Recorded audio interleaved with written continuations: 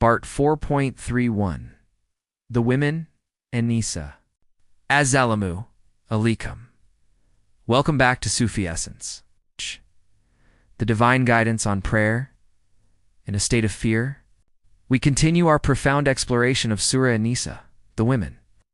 Having discussed the divine concessions for believers on their journey, we now turn to a verse that provides a detailed and practical guide for performing the prayer in a state of fear. This verse number 102 is a divine declaration that teaches us how to balance the sacred obligation of prayer with the pressing need for safety and caution. It is a spiritual teaching that reveals the immense value of active, selfless striving and the rewards that Allah has reserved for those who give their all for His cause. The verse challenges the believer to reflect on their own level of commitment and to aspire to the highest ranks of spiritual distinction. It teaches us that faith is not a passive state, but an active, dynamic force that demands sacrifice and effort, and that this effort is met with an eternal and magnificent reward. The verse stands as a profound theological pillar of the Islamic faith, demonstrating the absolute perfection of Allah's justice, which is never burdened by the limitations of His creation. The verse's beauty lies in its concise yet comprehensive nature, offering a profound sense of hope and spiritual redemption for those who, through no fault of their own, are unable to fulfill a divine command. It is a testament to the fact that Allah's law is a living, breathing reality that accounts for the complexities of human life and the sincerity of the human heart. Verse, "And when you are among them, and you establish the prayer for them, then let a group of them stand with you, and let them take their weapons with them. When they prostrate, then let them be behind you. And let another group who has not prayed come and pray with you, and let them take their precautions and their weapons with them. The disbelievers would wish that you were heedless of your weapons and your possessions, so that they could assault you in a single assault. And there is no sin upon you if you are troubled by rain, or if you are sick that you lay down your weapons, but take your precautions. Indeed, Allah has prepared for the disbelievers a humiliating punishment." Quran, The Women, 4-102. Context of revelation. This verse was revealed to provide a clear and detailed legal ruling on how to perform the prayer in a state of fear, particularly during military expeditions. The previous verse had established the permissibility of shortening the prayer during travel in a state of fear. This verse takes the teaching a step further, providing a specific method for a group prayer, Salat al-Kaf, or the prayer of fear in a combat zone. The context is crucial for a complete understanding of the verse, as it shows the immense care and detail of the divine law. The verse was revealed to address a practical need for the early believers, especially during military expeditions and long-distance travel. The question of how to perform prayer in such circumstances arose, particularly when there was a threat from hostile groups. The verse provides a clear legal ruling, allowing for the shortening of prayer qasr under specific conditions of fear and travel. This shows the adaptability of Islamic law to different situations. The verse served as a source of immense comfort and reassurance, preventing despair and strengthening the faith of those who were unable to act physically, but whose hearts were with Allah and His Messenger. Explanation. This verse is a profound spiritual teaching that reveals the depth of Allah's mercy and justice. The verse begins with a clear and unequivocal statement of hope. It may be that Allah will pardon them.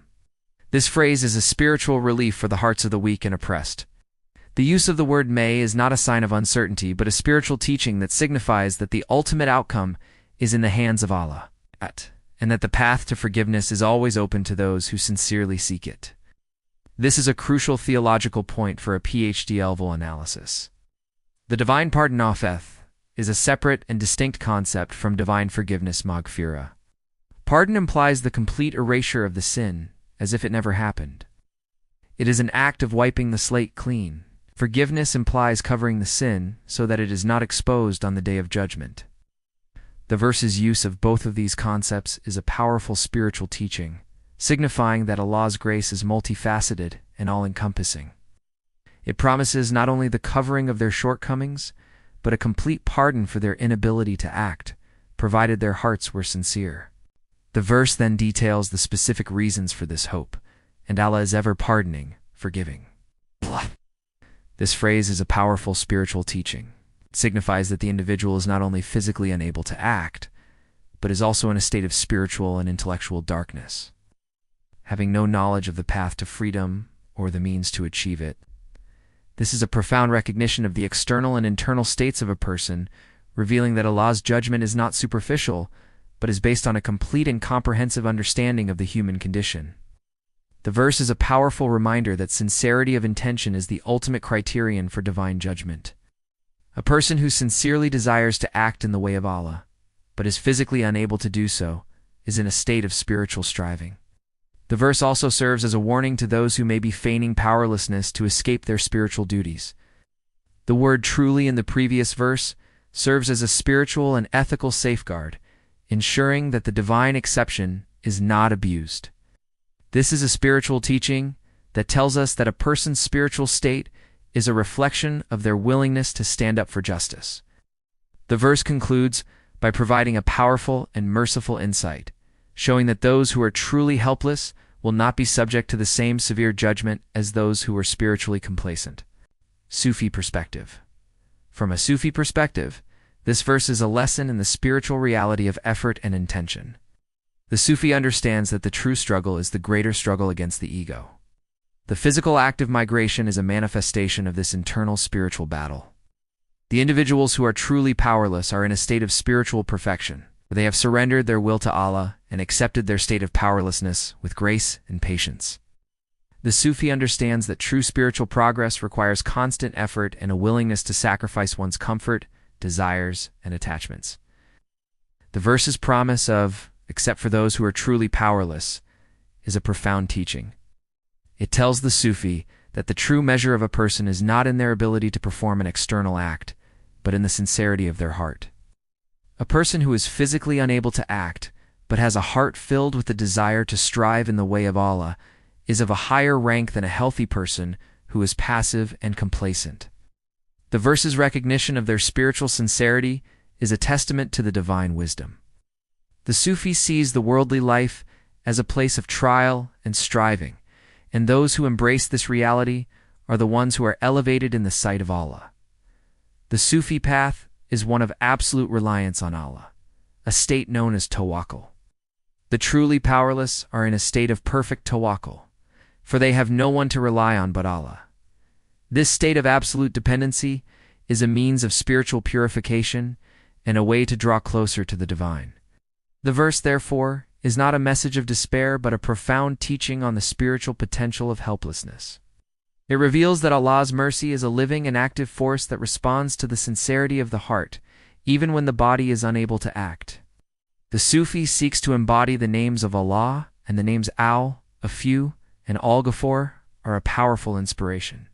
The Sufi seeks to pardon and forgive others, even those who have wronged them, in a small reflection of Allah's own infinite mercy. This act of spiritual emulation is a path to divine nearness, and this verse is a perfect example of this principle.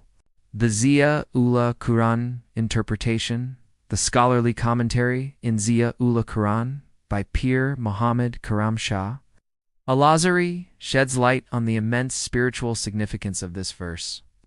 He explains that this verse serves as a profound reassurance for the community of believers, especially for those who are living in lands of oppression and were genuinely unable to migrate. He notes that the verse provides a clear and uncompromising distinction between those who are truly unable to act and those who are spiritually lazy. Pir Muhammad Karam Shah Al-Azhari highlights the profound psychological wisdom of the verse, explaining that it perfectly captures the state of a person whose faith is active and whose allegiance is to Allah's cause rather than to their own comfort. He argues that the verse introduces a humane and just system that honors sincerity and commitment. The commentary posits that Allah, in His perfect wisdom, established a law so clear that it would force the community to recognize that the path to true spiritual wealth lies in active striving and sacrifice, not in complacency. Pir Muhammad Karam Shah Al-Azhari also emphasizes the comprehensive nature of the word struggle, which includes all forms of sincere effort, from military to social and intellectual. The commentary argues that we should not question the wisdom of Allah's commands, but accept them as an expression of His perfect knowledge and wisdom, which uncovers the hidden truths of the human heart. The commentary on this verse is particularly rich in its legal and ethical insights. He argues that the Quranic ruling is a departure from the vengeful tribal laws of the pre-Islamic era. He explains that the verse introduces a humane and just system that prioritizes human life and reconciliation. He points out that the Quranic provision for the family to forgive the compensation as charity is a unique feature that elevates the act from a mere legal transaction to a profound spiritual one. He argues that this provision is a testament to the Quran's profound wisdom in understanding the human heart, its capacity for both anger and forgiveness. Here, Muhammad Karim Shah al-Azhari meticulously analyzes the legal implications of the different scenarios in the verse, the believer killed from a hostile people versus a people with a treaty.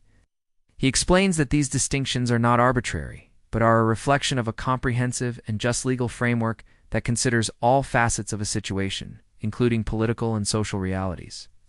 He highlights how the freeing of a slave is always a part of the atonement, regardless of the victim's allegiance, underscoring the universal value of human life and the spiritual act of liberation. The commentary argues that we should not question the wisdom of Allah's commands, but accept them as an expression of His perfect knowledge and wisdom, which uncovers the hidden truths of the human heart. Hadith. The Prophet, peace be upon him, taught, "Verily, actions are by intentions, and verily, every man will have what he intended." Sahih al-Bukhari. This hadith beautifully illustrates the core spiritual principle of the verse. It provides a simple yet profound teaching that places the sincerity of a person's intention at the very pinnacle of Islamic law and morality. The hadith, in conjunction with the Quranic verse, affirms that true faith is an active state of being that includes a profound reverence for the life of every human being, and especially the life of a fellow believer. This hadith underscores the divine order of justice, where the most fundamental right, the right to life, is the first to be addressed in the final reckoning. This hadith provides the spiritual key to understanding the verse on accidental killing.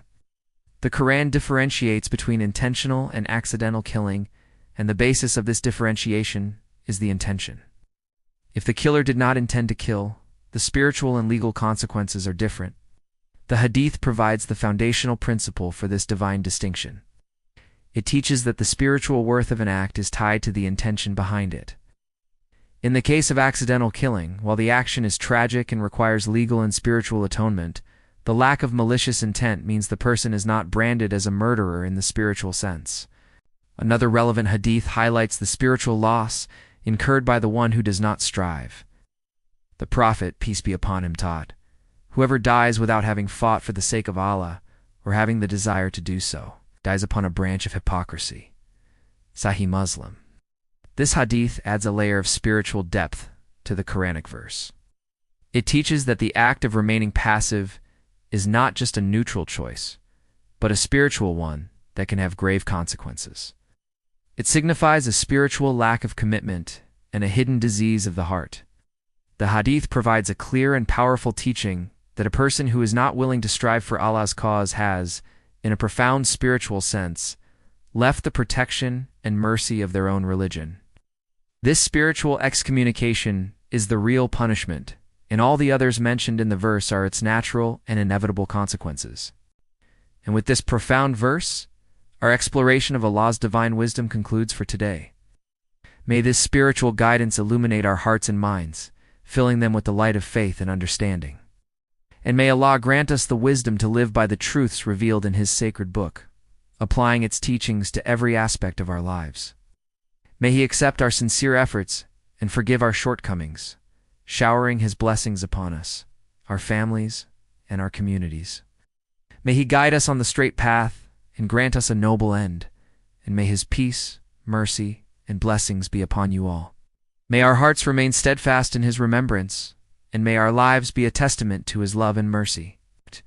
May we always strive to be among those who are active in His way, sacrificing our comfort for His pleasure. May our knowledge be a source of benefit for ourselves and for all of humanity. May Allah elevate our spiritual ranks and grant us a place in the highest of heavens. And may we be counted among His blessed servants forever in His grace.